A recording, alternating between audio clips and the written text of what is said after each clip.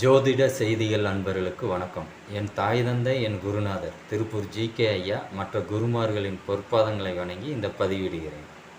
இன்றைய பதிவில் பார்த்தீங்க அப்படின்னு சொன்னால், ஒருவர் பிறந்த ஜாதகத்தில் பூராடம் நட்சத்திரம் முடக்கு நட்சத்திரமாகவோ அல்லது அவயோகி நட்சத்திரமாகவோ இருந்து ஒரு கிரகம் தசாபுத்தி நடத்துது அப்படின்னு சொன்னால், அதற்கு எளிய பரிகாரம் என்ன அப்படிங்கிறத பார்க்கலாம்.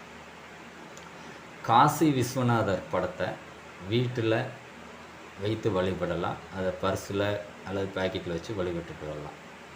அடுத்தது திருவள்ளூர் சிங்களீஸ்வர் ஆலயம் சென்று வழிபடுவதும், மதுரை மீனாட்சி அம்மன் கோவில் ஆலயம் வழிபாடும் இது சிறப்பு.